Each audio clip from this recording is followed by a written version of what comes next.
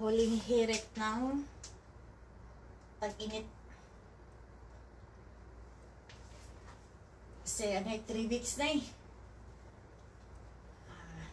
Mag-long form video ako kay kailangan to.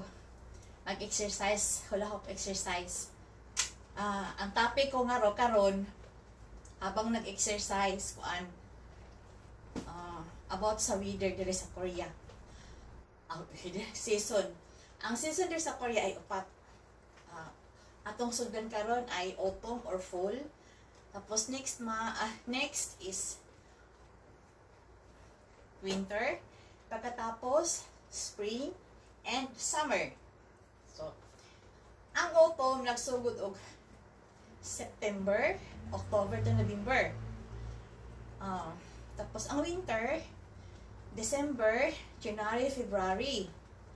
Tapos ang spring, magsugod sa March, April, and May. And then yung summer, magsugod sa June, July, and August. Okay?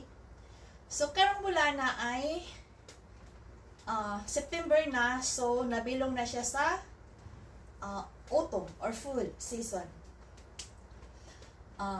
Pagdating naman sa yung nature ba, like mga grass, mga trees, makita nato diri sa lugar na adunay first season ang mahina sa lamig.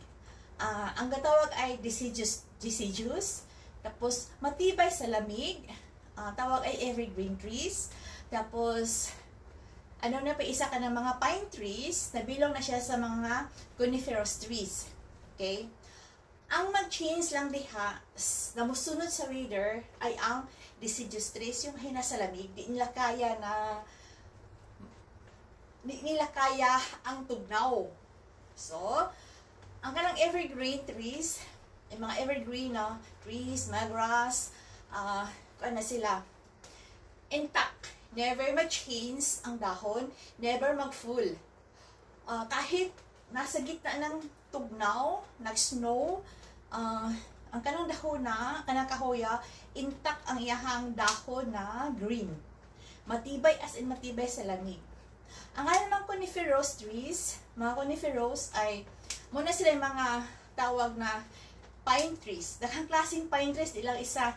So, kana silang evergreen trees and pine trees are intact for season, never full, never change ang dahon. Ang kuan naman, yung mahina sa lamig, ang tawag na ay deciduous trees. Like karon, oba na dahon, oba na kahoy, ay nangalarag na ang dahon, adun ito yung pinakamahina, nalarag na, tapos oba namang kahoy, mag-start pa lang mag-change ang mga dahon to yellow, orange, and red. So, mga expected last week of October, ang kanang mga mahina sa lamig, mag-change to, na siya, like, yung jingo trees. Karon, green pa na sila karon. Sa mga last week of October, kuan na siya, yellow ang color. Ang buong kahoy niya, ang from green leaves, mag-turn to yellow leaves. Tapos, some trees are mag-change to orange. Okay, balo silang pangalan, basta may orange at saka may red. Hindi ka, last week of October, ang ganda ng kalibutan diri. Nindot yung kalibutan diri sa Korea pag autumn. Tapos, ikaw man na nila, kanang pag mag-change ang color, mag-change na sila uguan.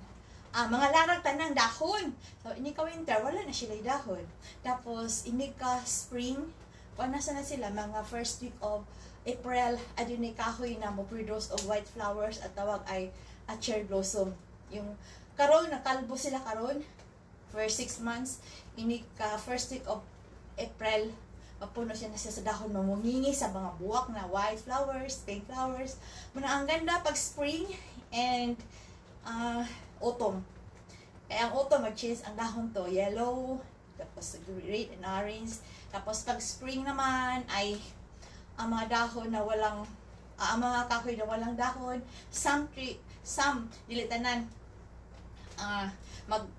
Mamungingi og ka ng white flowers and pink flowers. Promise, hanggang ang nindot kaya.